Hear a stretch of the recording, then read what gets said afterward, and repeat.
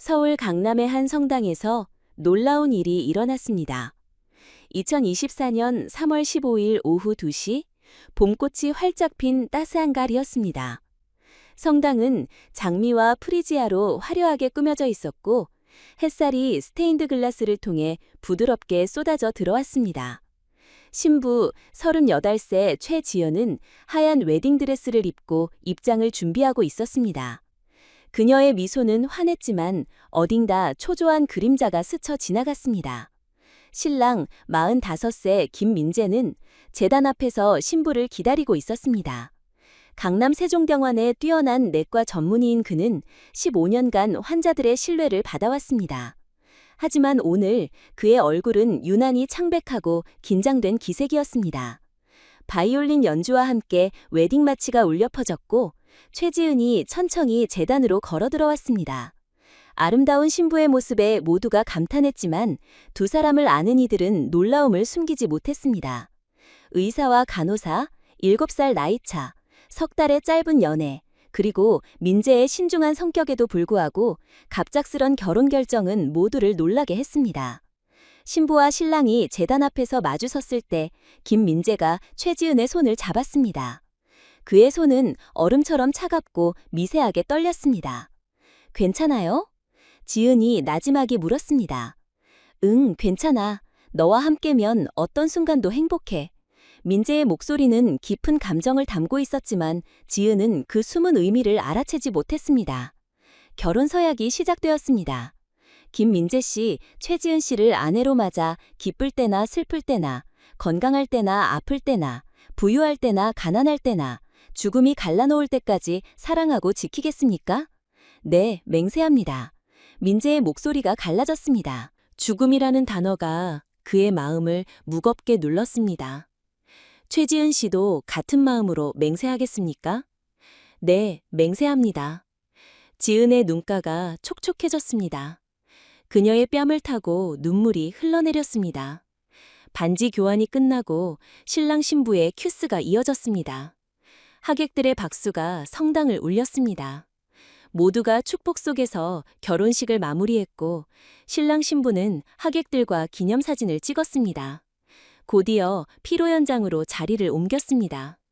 피로연에서는 축하 만찬이 펼쳐졌습니다.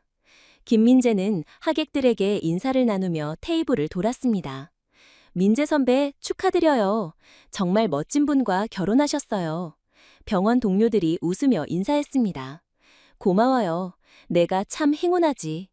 민재는 미소 지었지만 그 미소는 어딘가 무거운 그림자를 드리우고 있었습니다. 만찬이 한창일 때 민재가 갑자기 어지러운 듯 이마를 짚었습니다. 민재 씨, 괜찮아요? 얼굴이 창백해요. 지은이 걱정스레 물었습니다. 괜찮아. 그냥 바람 좀 쐬고 올게. 민재는 자리에서 일어나 피로연장 출구로 향했습니다. 하지만 비극이었습니다. 강남경찰서의 한준우 형사는 20년 경력의 베테랑이었지만 이 사건은 쉽게 결론 내리기 어려웠습니다. 45세 남성이 결혼식 날 갑자기 숨진다는 건 흔치 않은 일이었습니다. 더구나 많은 하객들이 지켜보는 피로연정에서 벌어진 일이기에 단순한 돌연사로 보기는 의심스러웠습니다. 부검 결과는 급성 심근경색이었습니다. 하지만 김민재는 심장질환 병력이 없었고 최근 건강검진에서도 아무런 이상이 없었습니다. 한준우는 사건 파일을 들춰보며 의문점을 적었습니다. 건강한 45세 남성이 갑작스레 심장마비로 죽는다는 건 납득하기 어려웠습니다. 더 의심스러운 건 신부 최지은의 반응이었습니다. 하객들의 말에 따르면 그녀는 놀라울 만큼 침착하게 민재를 직접 응급처치하려 했습니다. 보통 신부라면 무너질 상황에서 그녀는 침착하게 상황을 대처했습니다. 한 하객은 그녀가 마치 이 일을 예상한 것 같았다고 증언했습니다. 너무 담담해서 오히려 이상했다고 했습니다. 한준우는 최지은을 경찰서로 불러 조사했습니다. 그녀의 대답은 명확하고 간결했습니다. 3개월 전 만났고 민재가 먼저 고백했다고 했습니다. 결혼을 급히 결정한 건 민재의 뜻이라고 말했습니다. 하지만 주변 사람들의 말은 달랐습니다. 민재의 동료 의사들은 고개를 저었습니다. 신중한 민재가 3개월 만에 결혼을 결정한다는 건 납득이 안 됐습니다. 병원 관계자들의 증언에서 놀라운 사실이 나왔습니다. 최근 몇 달 최지은의 생활이 갑자기 바뀌었다는 것입니다. 평소 검소했던 그녀가 새 옷을 사입고 최신 폰으로 바꿨습니다. 동료 간호사들은 지은이 갑자기 여유로워졌다고 말했습니다. 절약하며 살던 그녀가 갑자기 달라졌다고 했습니다. 한준우가 민재의 재산을 조사하던 중 충격적인 사실을 알게 됐습니다. 결혼 한 달 전 민재는 디지털 전체를 지은에게 남긴다는 유서를 공증했습니다. 강남 아파트, 예금, 주식까지 총 20억 원에 달하는 재산이었습니다. 한준우는 확신했습니다. 이건 단순한 사고가 아니야. 뭔가 계획적인 흔적이 있다고 느꼈습니다. 그날 저녁 한준우는 최지은의 집을 방문했습니다. 서울 마포의 낡은 다세대 주택에 자리한 작은 집이었습니다. 지은은 검은 상복을 입고 있었습니다. 그녀의 얼굴은 슬픔으로 젖어 있었지만 여전히 침착해 보였습니다. 하지만 한준우의 날카로운 질문에 지은은 말을 아꼈습니다. 그녀는 고개를 숙이고 말없이 눈물만 흘렸습니다.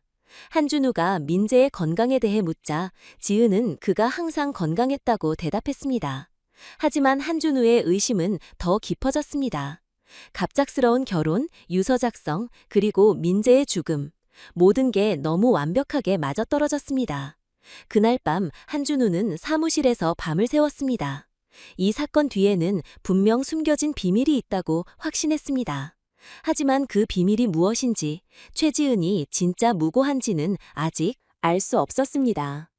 사건은 점점 미궁 속으로 빠져들었습니다. 강남세종병원은 김민재의 갑작스러운 죽음으로 들썩였습니다. 성실하고 능력 있는 의사로 존경받던 민재가 결혼식 날 숨졌다는 소식은 모두를 충격에 빠뜨렸습니다. 하지만 충격 속에서 온갖 추측이 떠돌기 시작했습니다. 간호사 휴게실은 매일 이 이야기로 시끄러웠습니다. 소문은 점점 더 구체화되었습니다. 민재가 결혼 전 모든 재산을 최지은에게 남겼다는 사실이 퍼지면서 의심의 눈초리가 강해졌습니다. 병원 곳곳에서 이런 이야기가 떠돌며 지은을 보는 시선이 바뀌기 시작했습니다. 15년간 묵묵히 일한 간호사에서 갑자기 의심의 대상으로 전락한 것입니다. 로비, 복도, 식당, 어디서나 최지은 이야기가 끊이지 않았습니다. 그녀가 지나가면 대화가 멈추고 뒤에서 속삭이는 소리가 들렸습니다. 지은을 변호하는 유일한 사람은 15년 동료인 선배 간호사 박수진 뿐이었습니다. 지은아, 신경 쓰지 마. 시간이 지나면 다 괜찮아질 거야. 괜찮아요, 선배. 지은은 담담히 대답했지만 그녀의 어깨는 무겁게 내려앉았습니다. 며칠 뒤 더 충격적인 소문이 퍼지기 시작했습니다. 지은이 민재를 속여 재산을 가로챘다는 이야기가 나돌았습니다. 이 소문은 병원을 넘어 온라인으로 번졌습니다. 인터넷 포럼 서울토크에는 익명 게시물이 쏟아졌습니다. 강남병원 간호사의 재산 사기, 결혼식 날 신랑 사망 같은 자극적인 제목이 눈에 띄었습니다. 댓글은 더욱 날카로웠습니다. 돈 때문에 사람을 속였다는 비난, 요즘 여자는 믿을 수 없다는 조롱, 경찰이 빨리 수사해야 한다는 주장들이 이어졌습니다. 지은이 마트에 갈 때도, 버스를 탈 때도 사람들의 시선이 그녀를 따라왔습니다. 그를 알아보는 이들의 속삭임이 그녀를 옥죄였습니다. 지은은 이 모든 시선을 견디며 일상을 이어갔습니다. 하지만 그녀의 마음은 점점 무거워졌습니다. 어느 날 밤 지은은 민재의 사진을 보며 혼잣말을 했습니다. 민재 씨, 미안해요. 사실 민재는 생전에 이런 상황을 예견했었습니다. 그는 지은에게 사람들이 오해할 수 있다고 미리 말했었습니다. 하지만 진실은 결국 드러날 거라고 믿었습니다. 그때 지은은 그 말의 깊은 의미를 몰랐었습니다. 하지만 이제는 절실히 느껴졌습니다. 지은은 민재가 남긴 편지를 꺼내 읽었습니다. 그 안에는 그녀에 대한 민재의 진심이 담겨 있었습니다. 지은아, 너는 가장 따뜻하고 진실한 사람이야. 세상이 오해해도 걱정하지 마. 진실은 언젠가 밝혀질 거야. 그 믿음이 적혀 있었습니다. 하지만 세상의 비난은 쉽게 사라지지 않았습니다. 오히려 시간이 갈수록 의심은 더 커졌습니다. 지은은 매일 아침 거울 앞에서 스스로를 다잡았습니다. 버텨야 해. 민재가 말했듯 진실은 언젠가 드러날 거야. 하지만 그 언젠가가 언제일지는 아무도 몰랐습니다. 지은과 민재의 이야기는 5년 전으로 거슬러 올라갑니다. 1919년 가을, 강남 세종병원의 특별병동에 한 환자가 입원해 있었습니다. 김영태 씨, 70세. 만성 폐쇄성 폐질환으로 말기 선고를 받은 그는 김민재의 아버지였습니다. 민재는 매일 아버지의 병실을 찾았지만 바쁜 의사 일정 때문에 충분한 시간을 내기 어려웠습니다. 그는 아버지에게 최상의 치료를 제공하고 싶었지만 현실에 한계가 있었습니다. 그때 영태 씨를 전담으로 돌본 간호사는 바로 최지은이었습니다. 지은은 15년 경력의 베테랑 간호사였습니다. 38세의 나이에도 그녀의 미소는 환자를 따뜻하게 감쌌습니다. 특히 중증 환자를 돌보는데 진심을 다하는 것으로 병원에서 알려져 있었습니다. 영태 씨는 처음엔 낯선 간호사에 거리감을 느꼈지만 지은의 세심한 보살핌에 점점 마음을 열었습니다. 그녀는 단순히 일을 하는 게 아니라 진심으로 환자를 위했습니다. 지은의 개인 사정도 영태 씨의 마음을 움직였습니다. 그녀는 10년 전 약혼자를 교통사고로 잃었습니다. 결혼을 석 달 앞둔 비극이었습니다. 그 후로 다른 연애를 꿈꾼 적이 없었습니다. 지금 지은은 치매에 걸린 어머니를 요양원에 모시고 있었습니다. 어머니의 병원비를 벌기 위해 밤낮으로 일하는 게 그녀의 삶이었습니다. 정규 근무 외에도 추가 간병 일을 자주 맡았습니다. 영태 씨는 지은을 친딸처럼 여겼습니다. 야간 근무가 아니어도 병실을 찾아 그의 상태를 확인하고 불편하지 않도록 세심히 돌봤습니다. 영태 씨의 병세가 악화되면서 그는 점점 지은에게 의지했습니다. 다른 간호사가 오면 불안해하며 지은만 찾았습니다. 민재도 아버지의 변화를 알아챘습니다. 지은이 아버지를 돌보는 모습을 보며 깊은 감동을 받았습니다. 그녀는 단순히 직무가 아니라 진심으로 아버지를 보살폈습니다. 민재가 추가 비용을 지불하겠다고 했지만 지은은 단호히 거절했습니다. 어르신이 편안한 게 더 중요해요. 라고 말했습니다. 지은은 때론 자신의 돈으로 영태 씨가 좋아하는 허브차를 사다 주었습니다. 그가 차를 좋아한다고 한 말을 기억하고 챙긴 것이었습니다. 영태 씨의 상태가 더 나빠지며 그는 지은에게 자신의 이야기를 들려주기 시작했습니다. 젊은 시절, 가난했던 시절, 아들을 의사로 키우기 위해 고생했던 이야기였습니다. 그러다 놀라운 사실이 드러났습니다. 민재가 의사가 될 수 있도록 도운 은인이 있었다는 것입니다. 윤동호라는 분이 동네에서 작은 약국을 운영하며 민재에게 학비를 지원해 주었습니다. 지은은 그 이름을 듣는 순간 가슴이 철렁했습니다. 그분은 제 아버지세요. 영태 씨는 믿을 수 없다는 듯 눈을 크게 떴습니다. 윤동호가 지은의 아버지라는 사실에 놀랐습니다. 지은은 아버지에 대해 이야기했습니다. 윤동호는 작은 약국을 운영하며 어려운 학생들을 도왔습니다. 그는 수익의 많은 부분을 장학금으로 내놓았습니다. 그리고 딸에게도 의료인이 되라고 격려해 지른이 간호사가 되었습니다. 영태 씨는 눈물을 흘렸습니다. 은인의 딸이 자신을 돌보고 있다는 사실이 믿기지 않았습니다. 운명이라는 생각이 들었습니다. 그날 밤 김영태 씨는 민재를 불렀습니다. 아들에게 지연이 윤동호의 딸이라는 사실을 전했습니다. 민재는 충격에 빠졌습니다. 자신을 의사로 만들어준 은인의 딸이 아버지를 돌보고 있다는 사실이 믿기지 않았습니다. 윤동호 선생님이 없었다면 그는 의사가 될 수 없었습니다. 가난한 집에서 태어난 그에게 의대 학비는 꿈과 같은 금액이었습니다. 그런데 그분의 딸이 지금 아버지를 보살피고 있다니 이건 우연이 아니라 운명이었습니다. 민재는 그날 밤 잠을 이루지 못했습니다. 지은을 새로운 눈으로 바라보기 시작했습니다. 그저 간호사가 아니라 은인의 딸로 말입니다. 영태 씨의 마지막 날들은 지은의 진심 어린 보살핌 덕에 평온했습니다.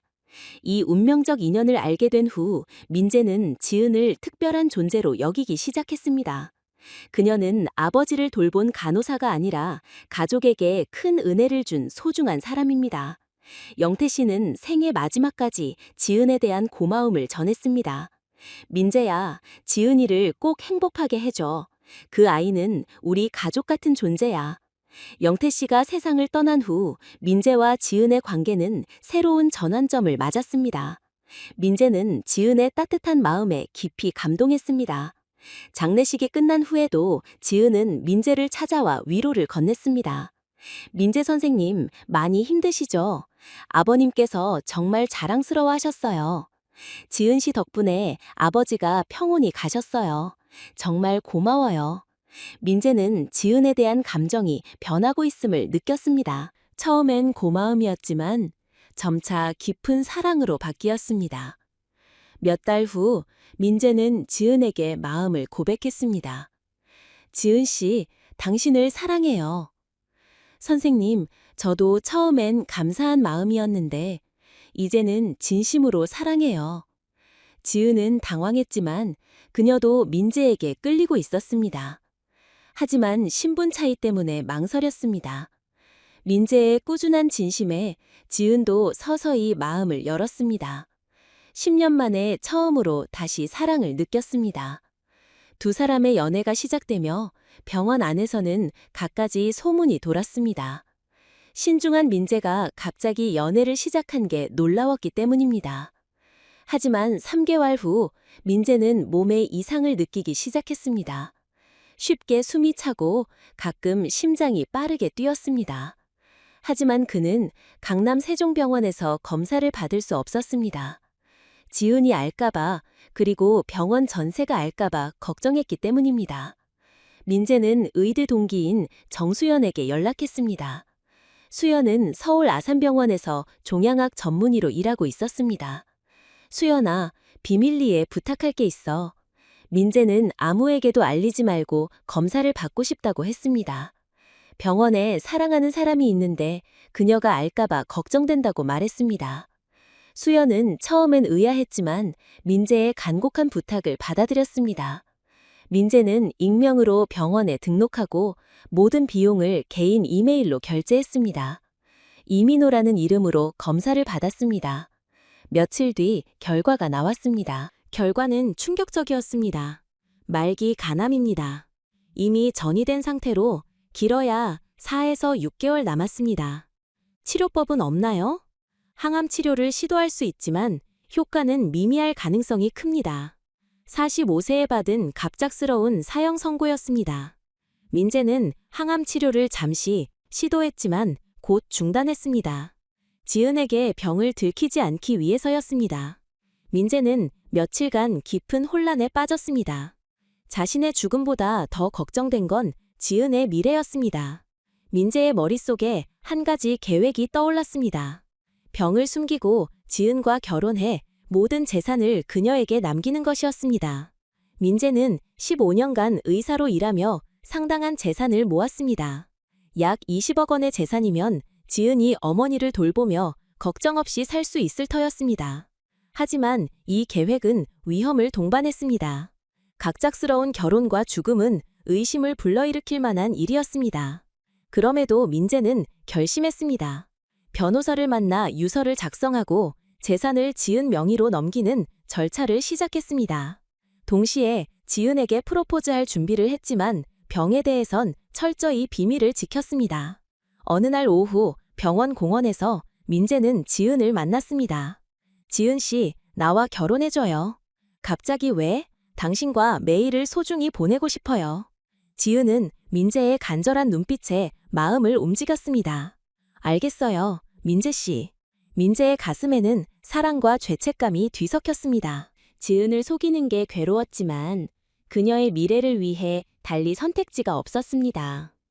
결혼을 결정한 후 민재는 모든 걸 치밀히 준비했습니다. 병을 철저히 숨겼고 진단받은 사실을 지은은 물론 동료들에게도 알리지 않았습니다. 국제의학회의라는 명목으로 수연을 통해 통증 관리만 받았습니다. 지은에게는 더 따뜻하게 대하며 그녀가 의심하지 않도록 평소처럼 행동하려 애썼습니다. 요즘 회의가 많으시네요. 새 의료기술 논의 때문에 그래요. 결혼하면 줄일게요. 너무 무리하지 마세요. 건강이 제일 중요해요. 지은의 걱정 어린 말에 민재의 가슴이 찢어졌습니다. 지은이 진실을 알면 얼마나 아파할지 생각하니 마음이 무거웠습니다. 한편 민재는 변호사와 만나 재산 정리를 서둘렀습니다. 전 재산을 아내 명의로 옮기고 싶습니다. 전부 다요? 네, 결혼 즉시 처리해 주세요. 보통은 일부만 넘기는데 특별한 이유가 있으신가요? 제 아내를 믿거든요. 변호사는 의아했지만 민재의 확고한 뜻에 따라 진행했습니다. 민재는 진실을 담은 비디오 메시지를 녹화했습니다. 지은, 경찰, 동료들에게 보낼 영상으로 자신의 죽음 후 지은이 오해받지 않도록 준비한 것이었습니다. 지은은 민재의 급한 결혼 제안에 당황했지만 그의 진심을 믿고 받아들였습니다. 민재 씨, 꼭 이렇게 서둘러야 하나요? 좋은 사람은 빨리 잡아야죠. 지은 씨를 놓치고 싶지 않아요. 다른 누가 당신을 뺏어갈까봐 두려워요. 민재의 농담에 지은은 웃었지만 그의 눈빛에서 절박함을 느꼈습니다. 결혼 준비 중 지은은 민재의 변화를 조금씩 눈치챘습니다.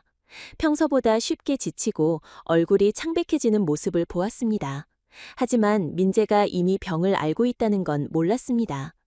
민재 씨, 피곤해 보이세요. 어디 아프신 거 아니죠? 괜찮아. 결혼 준비랑 병원 일이 바빠서 그래. 그래도 검진 한번 받아보세요. 정말 괜찮아요. 지은의 걱정을 민재는 애써 달랬습니다. 자신이 모든 걸 알고 있다는 진실을 숨기며 말입니다. 결혼식 전날 밤 민재는 마지막 영상을 녹화했습니다.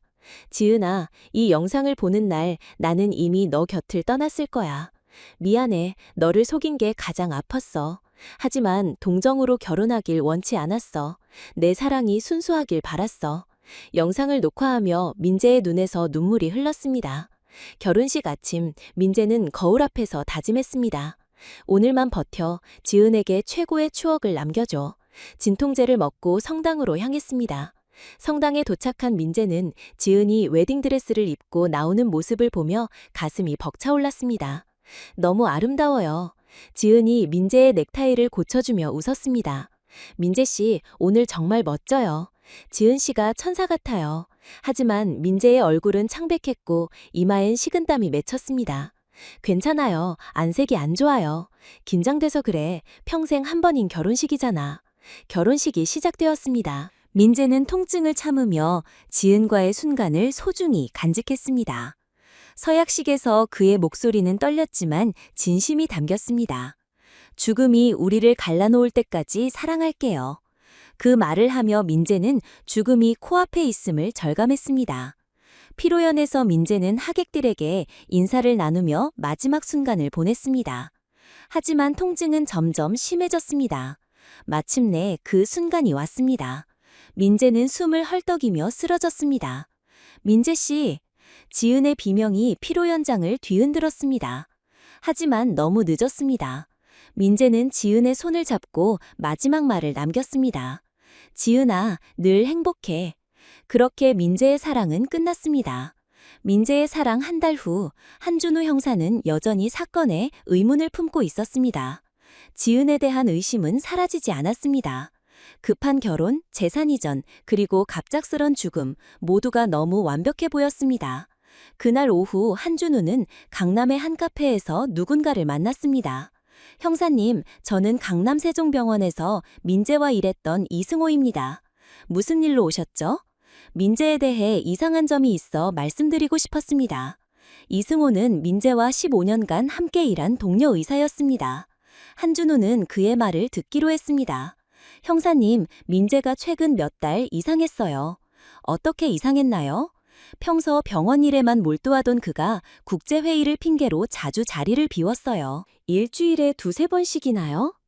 이승호에 따르면 민재는 새로운 의료기술 세미나나 학회를 핑계로 서울을 자주 다녔다고 했습니다. 또 다른 이상한 점은 있었나요? 가끔 피로회복제를 먹는 걸 봤어요. 비타민이라고 했지만. 그리고 최근 많이 수척했어요. 체중이 줄었다고요? 네, 확실히 말랐어요. 본인은 일 스트레스 때문이라고 했어요. 한준우는 이승호의 말을 메모하며 새로운 의문을 품기 시작했습니다.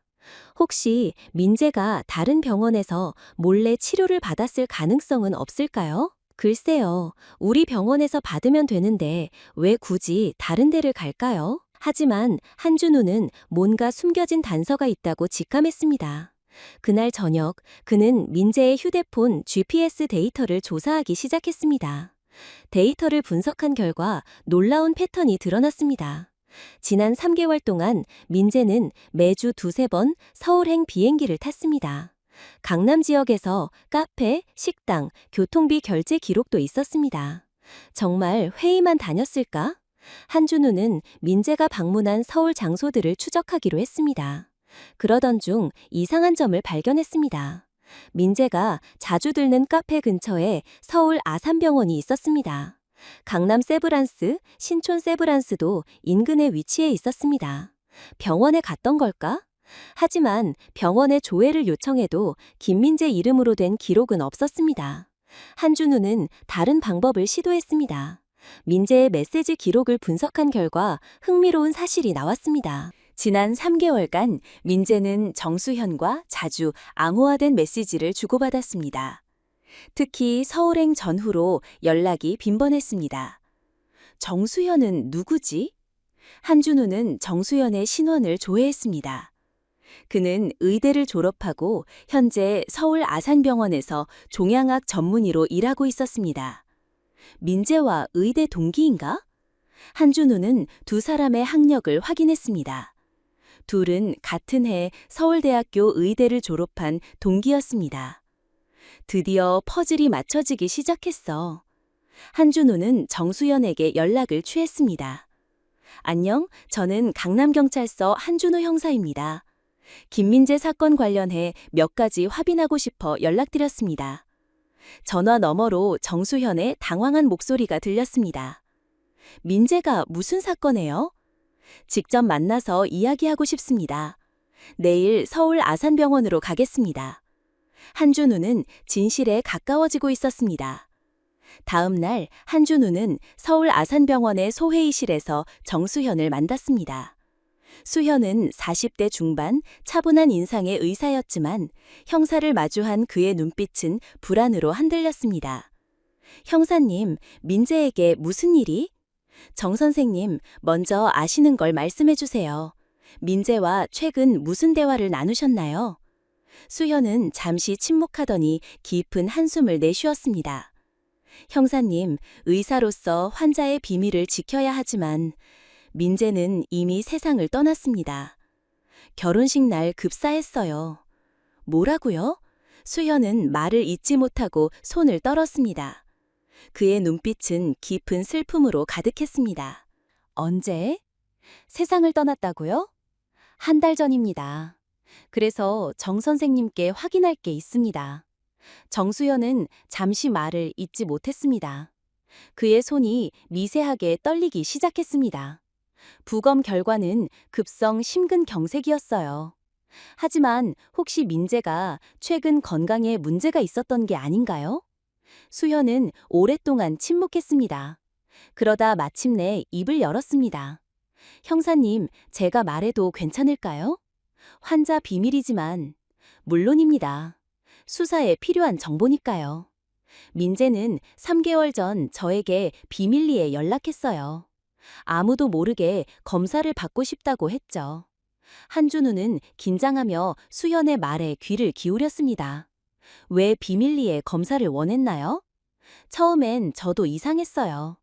하지만 민재가 말하길 병원에서 검사하면 동료들이 알게 되고 특히 사랑하는 사람이 알까봐 걱정된다고 했어요.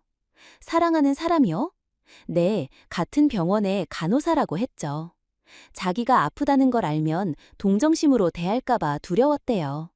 한준우는 퍼즐이 맞춰지는 느낌을 받았습니다. 검사 결과는 어땠나요? 수연은 깊은 한숨을 내쉬었습니다. 말기 간암이었어요. 이미 전이된 상태로 길어야 4에서 6개월 남았죠. 4에서 6개월요? 네, 민재는 그걸 듣고 항암 치료를 포기했어요. 통증 관리만 받겠다고 했죠.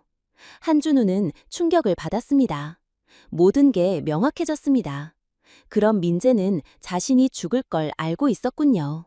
맞아요. 그래서 마지막으로 뭔가 큰 일을 하겠다고 했어요. 자세히 말하진 않았지만, 익명으로 등록했나요? 네, 이민호라는 이름으로 했어요. 비용은 개인 이메일로 결제했죠. 수연은 민재의 마지막 몇 달을 이야기했습니다. 마지막 만났을 때 민재가 그러더군요. 사랑하는 사람을 행복하게 만들고 싶다고, 그 사람이 앞으로 힘들지 않게 해주고 싶다고. 언제 마지막으로 봤나요? 결혼식 2주 전이었어요. 그때 민재가 결혼한다고 했죠. 저는 깜짝 놀랐어요. 왜요? 말기 진단받은 사람이 결혼한다니 처음엔 그 간호사에게 병을 말했나 싶었죠. 수연은 잠시 말을 멈췄다가 이어갔습니다. 하지만 민재는 절대 말하지 않겠다고 했어요.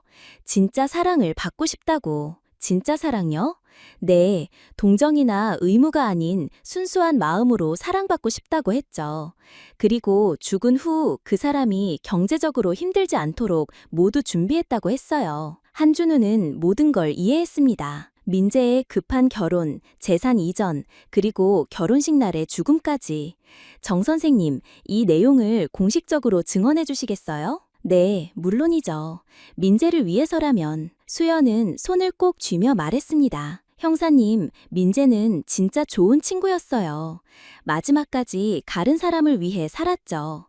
한준우는 민재와 지은의 결혼 사진을 보며 그의 사랑을 깨달았습니다. 이건 범죄가 아닌 한 남자의 901에 서울에서 돌아온 한준우는 즉시 최지은에게 연락했습니다. 지은 씨, 강남 세종병원으로 와주세요. 중요한 이야기가 있어요. 또 무슨 일이에요? 지은의 목소리엔 지친 기색이 묻어 있었습니다. 1달 넘게 이어진 의심과 시선에 기운이 빠진 상태였죠. 이번엔 좋은 소식입니다. 좋은 소식요? 네, 직접 와서 들어보세요. 지은이 병원 회의실에 도착했을 때 한준우의 표정은 이전과 달랐습니다. 날카로운 눈빛 대신 따뜻하고 미안한 눈빛이었습니다. 지은 씨, 먼저 사과드립니다. 사과요? 왜? 민재 씨의 진실을 알게 됐어요. 한준우는 조심스럽게 서울에서 알아낸 모든 걸 설명했습니다. 민재의 비밀검진, 말기 간암, 그리고 지은을 지키기 위해 비밀로 했던 이유까지. 지은은 믿을 수 없다는 표정이었습니다. 민재 씨가 아프셨다고요? 네, 말기 간암이었어요. 몇 달밖에 남지 않은 상태였죠. 그럼 저와 결혼한 이유는? 한준우는 정수연의 증언을 전했습니다. 민재가 순수한 사랑을 원했던 마음, 그리고 지은의 미래를 보장하려던 진심까지. 지은은 모든 게 이해되기 시작했습니다. 민재의 급한 프로포즈, 빠른 결혼, 평소와 다른 모습들, 그리고 결혼식 날 창백한 얼굴까지. 민재 씨, 왜 말하지 않았어요? 지은은 민재의 팔찌를 꼭 쥐며 눈물을 흘렸습니다. 그 눈물에는 슬픔뿐 아니라 안도와 감사가 뒤섞여 있었습니다. 민재 씨가 남긴 영상이 있습니다. 한준우는 USB를 건넸습니다. 지은은 떨리는 손으로 노트북에서 영상을 틀었습니다. 나는 너 곁에 없을 거야. 미안해. 너를 속인 게 가장 아팠어. 하지만 너의 동정심으로 결혼하고 싶지 않았어. 내 사랑이 진짜이길 바랐어. 영상은 이어졌습니다. 넌 내가 만난 가장 따뜻한 사랑이야. 너의 미래가 내 마지막 걱정이었어. 이제 그 걱정을 덜었으니 편히 갈게. 언젠가 새로운 사랑을 만나면 주저하지 말고 행복해져. 그게 내 소원이야. 영상을 다 본 지은은 말을 잇지 못했습니다. 그녀는 책상에 엎드려 조용히 흐느꼈습니다. 민재 씨, 바보 같아요. 한준우도 그 모습을 보며 가슴이 아팠습니다. 지은 씨, 이제 모든 오해가 풀렸어요. 이 진실을 공개해도 괜찮겠어요? 지은은 고개를 끄덕였습니다. 네, 민재 씨의 마음을 모두가 알았으면 좋겠어요. 그날 오후 한준우는 경찰 공식 계정에 성명을 올렸습니다. 강남 결혼식 사망 사건의 진실을 밝힙니다. 고인 김민재 씨는 3개월 전 말기 간암 진단을 받았으며 부인을 지키기 위해 이를 비밀로 했습니다.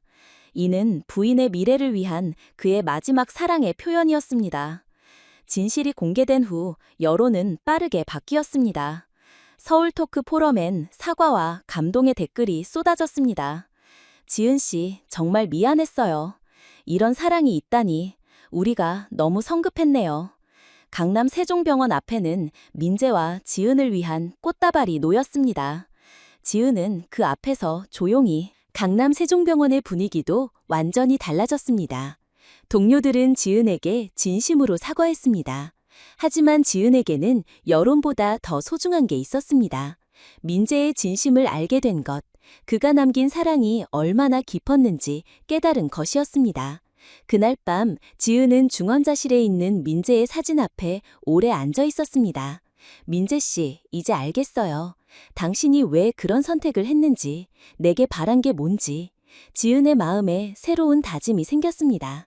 민재의 사랑에 보답하는 길, 그가 원했던 행복을 찾는 방법을 생각하기 시작했습니다.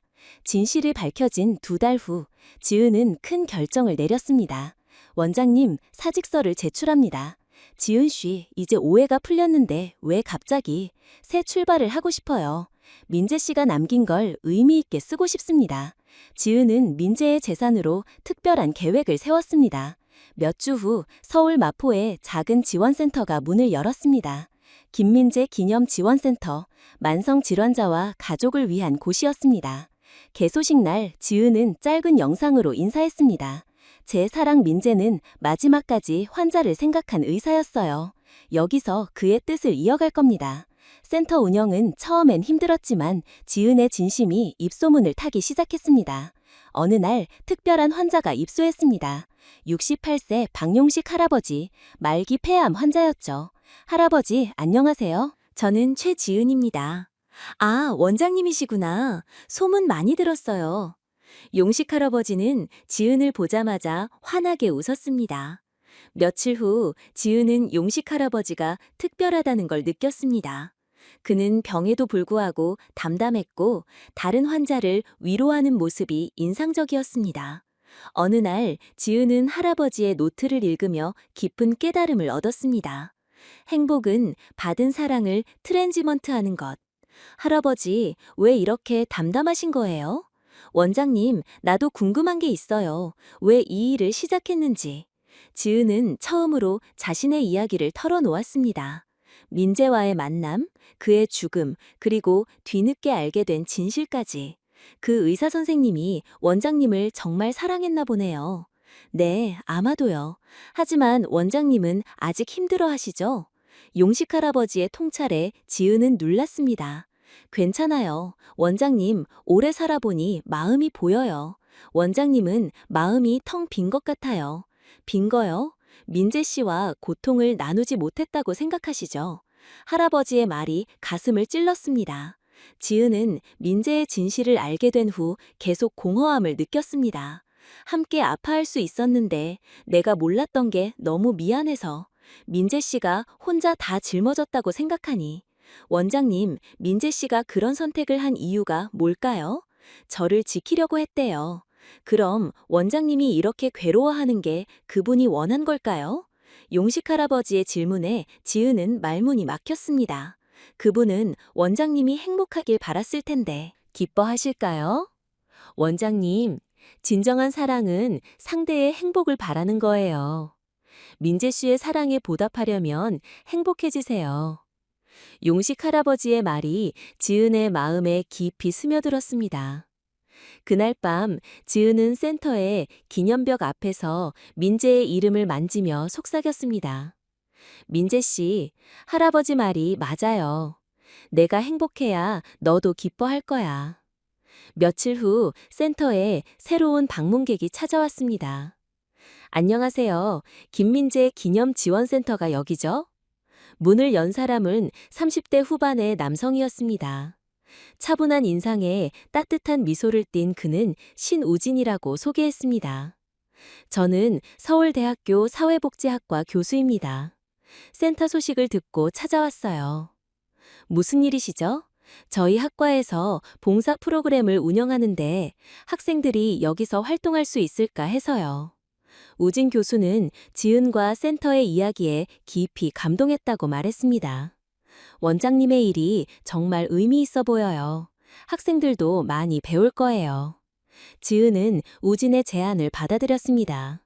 그와 대화하며 오랜만에 편안함을 느꼈습니다. 새로운 만남이 지은의 삶에 작은 변화를 가져오기 시작했습니다.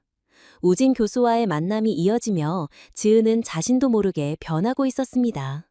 매주 수요일, 우진은 학생들과 센터를 방문했습니다. 처음엔 봉사 지도였지만 점차 지은과 깊은 대화를 나누게 됐습니다. 원장님, 오늘도 새벽부터 나오셨네요. 간병사 수진이 걱정하며 물었습니다. 지은은 매일 새벽 5시에 센터에 나와 밤늦게 집에 돌아갔습니다. 환자분들이 걱정돼서요. 하지만 사실 바쁘게 일하는 게 마음의 위안이었죠.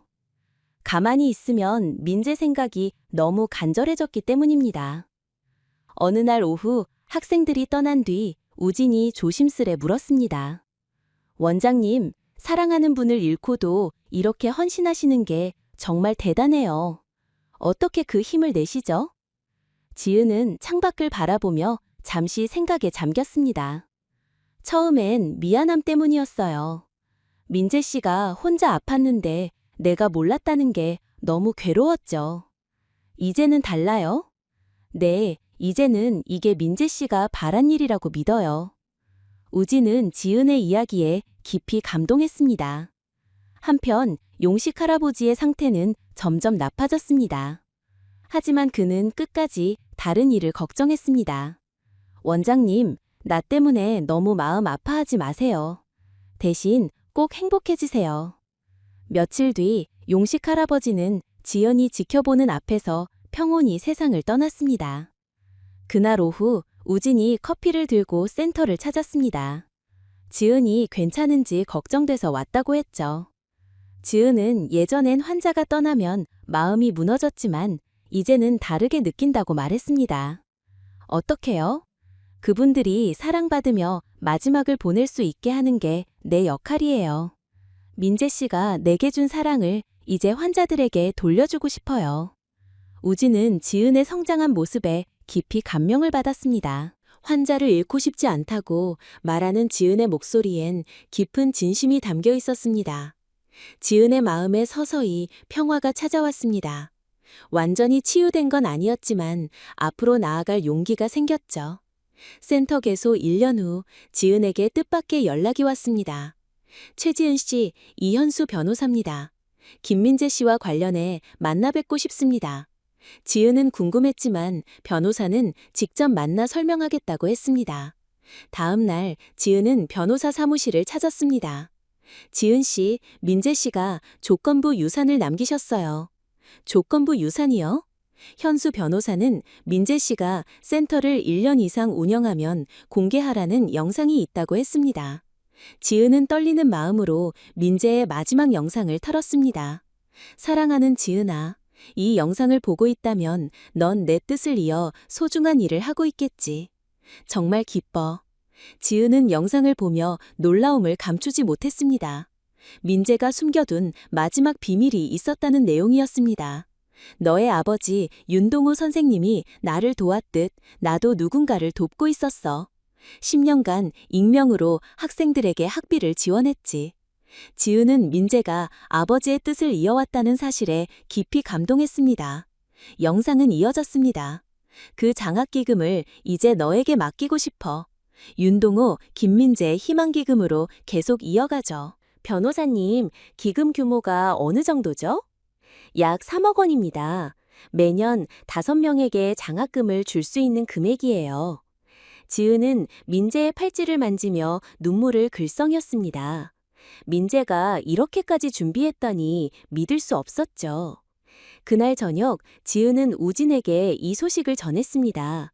정말 대단한 분이셨어요. 마지막까지 이런 일을 준비하다니. 교수님, 내가 잘할 수 있을까요?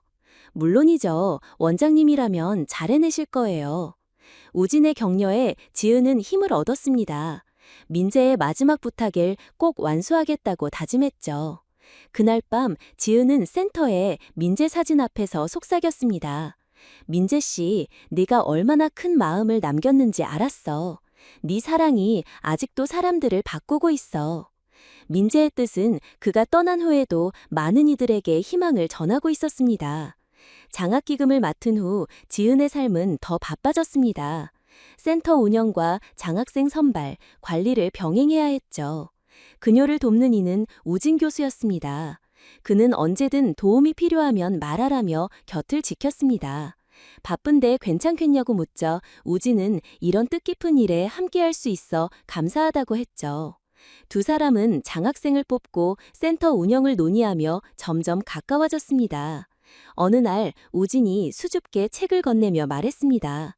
원장님, 이 책 함께 읽어보고 싶어요. 우리 친구가 될 수 있을까요? 지은은 우진의 따뜻한 눈빛에 부드럽게 미소 지었어요. 이미 친구 아니에요? 라고 대답했죠. 시간이 흐르며 지은과 우진은 더 가까워졌어요. 우진은 지은의 아픔을 모두 이해했고 지은도 그의 진심에 점점 마음을 열었어요. 어느 날 우진이 책상에 짧은 편지를 남겼어요. 존경에서 시작된 마음이 이제 더 깊은 감정이 됐어요. 지은은 잠시 망설였어요. 민재에 대한 사랑이 여전히 가슴에 남아서였죠. 교수님, 아직 새 행복은 받을 준비가 안 됐어요. 내가 서둘렀나요? 아니에요. 민재 씨가 너무 소중해서예요. 우진은 지은의 마음을 공기놀이로 받아들였어요. 민재 씨를 존경해요. 그분을 대신하려는 게 아니에요. 원장님이 혼자이길 원치 않을 뿐이에요. 몇 달 후 지은은 마음을 조금씩 정리했어요. 민재에 대한 사랑은 영원히 간직하되 새로운 길을 열 때가 왔다는 걸 깨달았죠. 교수님, 천천히 마음을 열어볼게요. 민재 씨가 바란 건 내 행복이었어요. 우진은 지은의 진심에 눈시울을 붉혔어요. 기다릴게요. 원장님이 편안할 때까지. 두 사람은 그렇게 새로운 첫걸음을 뗐어요. 서로를 지탱하는 동반자로. 민재가 떠난 지 1년, 지은은 센터에 민재 기념정원으로 모두를 초대했어요. 우진, 직원들, 장학생들이 함께였죠. 지은은 민재의 나무 앞에서 지난 시간을 돌아봤어요. 민재 씨, 네 뜻이 사람들에게 닿고 있어. 장학생 지호가 꽃을 놓으며 말했어요. 선생님 덕에 의대에 갔어요. 좋은 의사가 될게요. 지은은 지호를 끌어안으며 눈물을 글썽였어요. 민재의 꿈이 새 세대에 살아있었어요. 우진이 지은의 어깨에 손을 얹으며 말했어요. 민재 씨가 기뻐할 거예요. 그의 사랑이 이렇게 퍼져가네요. 그날 저녁 센터에서 작은 모임이 열렸어요. 민재를 기리고 1년을 돌아보는 시간이었죠. 지은은 민재의 영상을 틀며 말했어요. 50명의 환자를 돌봤고 5명의 장학생이 꿈을 키웠어요. 모두 민재 씨의 사랑 덕분이에요. 모두가 박수로 응원했어요. 모임 후 우진이 지은에게 다가갔어요. 원장님, 정말 멋진 일을 했어요. 혼자선 못했을 거예요. 교수님과 모두의 도움이 있었죠. 우진은 앞으로도 함께할 수 있겠냐고 물었어요. 센터뿐 아니라 삶에서도. 지은은 민재의 나무를 바라봤어요. 그러곤 소책자를 건네며 말했죠. 여기서부터 함께 써가요. 민재 씨도 바랄 거예요. 우진은 지은의 손을 잡으며 웃었어요. 그날 밤 지은은 민재의 나무 아래 달빛을 보며 속삭였어요. 민재 씨, 네 사랑이 내게 새 삶을 줬어. 그녀의 미소는 별처럼 빛났어요. 그 길에서 새로운 희망을 만났어요. 민재 씨가 바랐던 지은의 행복이 조금씩 피어나고 있었죠. 완전한 사랑은 아니어도 서로를 위로하며 함께 걸을 동반자를 만난 것만으로 충분했어요. 3년 후 김민재 기념지원센터는 서울 마포의 대표적인 호스피스 기관이 됐어요. 지은은 우진 교수와 소중한 동반자로서 센터를 헌신적으로 운영했죠. 두 사람은 서로를 이해하며 깊은 신뢰로 이어졌어요.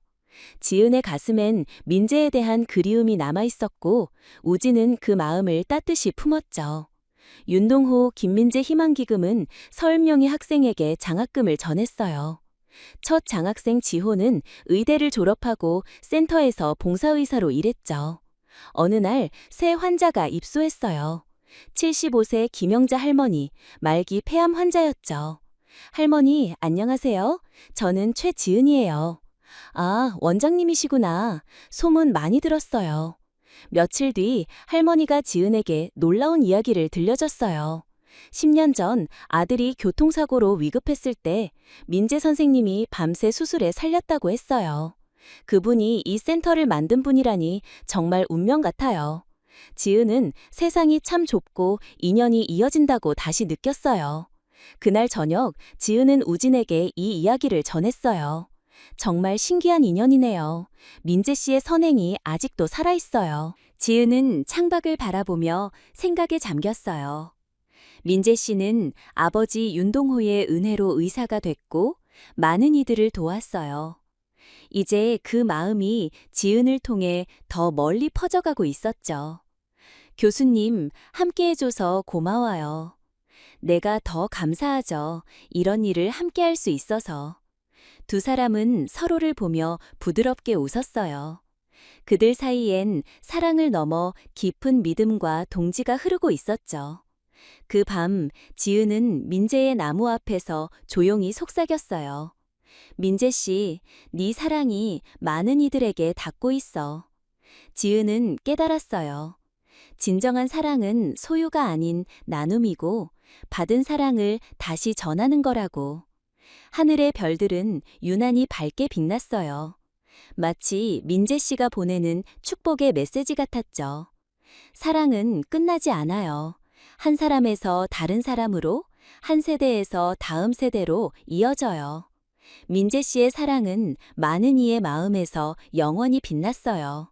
지은은 민재에 대한 사랑을 가슴에 품고 그의 뜻을 이어갔어요. 그게 그녀가 완성한 가장 아름다운 사랑이었죠. 진정한 사랑은 죽음보다 강하고 시간을 넘어 마음속에서 영원히 살아요. 지은은 정원에서 민재의 나무를 바라보며 미소 지었어요. 그의 사랑은 영원히 그녀와 함께였어요.